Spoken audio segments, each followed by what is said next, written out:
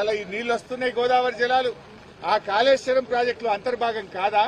కేసీఆర్ కట్టించినటువంటి అన్నపూర్ణ, రంగనాయక సాగర్, మల్లన్న సాగర్, కొండపోచమ్మ సాగర్ ఇవన్నీ కాళేశ్వరంలో అంతర్భాగం కాదా? ఇవాళ అన్నపూర్ణలో 3 టీఎంసీలు ఉన్నాయి, రంగనాయక సాగర్ లో 3 టీఎంసీలు ఉన్నాయి, మల్లన్న సాగర్ లో 21 టీఎంసీలు నింపుకున్నాం, కొండపోచమ్మలో 10 టీఎంసీల నీళ్లు నింపుకున్నామంటే ఇది కాళేశ్వరం ప్రాజెక్టు. నిజంగా చాలా చాలా సంతోషంగా ఉంది. కాంగ్రెస్ పార్టీ నాయకులు కొంతమంది ఇప్పటికీ దుష్ప్రచారం చేస్తున్నారు. కాంగ్రెస్ దంతా డైవర్షన్ పాలిటిక్స్, మాదేమో రైతులకు నీళ్లు ఇవ్వాలనేటువంటి తపన, మాది వాటర్ డైవర్షన్ అయితే కాంగ్రెస్ దేమో డైవర్షన్ పాలిటిక్స్, అటెన్షన్ డైవర్షన్ చేసేటువంటి ప్రయత్నం కాంగ్రెస్ పార్టీ నాయకులు చేస్తున్నారు. బట్ ఈ రోజు ప్రజలకు సజీవ సాక్ష్యం కదా, ఇంతకంటే సాక్ష్యం ఏం కావాలి?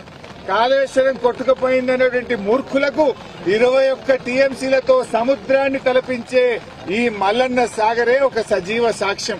ఇంతకంటే ఇంకొక సాక్ష్యం ఉండదు. ఇప్పటికైనా కాంగ్రెస్ నాయకులు మీరు కూడా వచ్చి ఇంత పసుపు కుంకుమ వేసి కొబ్బరికాయ కొడితే మీ పాపాలు తొలగిపోతాయి. ఆనాడు ప్రాజెక్టు కట్టేటప్పుడు అడ్డం పడ్డారు, కోర్టులలో కేసులు వేసిండ్రు, కనీసం ఇవాళ సంతోషాన్ని పంచుకుందామని వస్తే ఇవాళ కూడా కాంగ్రెస్ పార్టీ నాయకులు డైవర్షన్ టాక్టిక్స్ చేస్తా ఉన్నారు.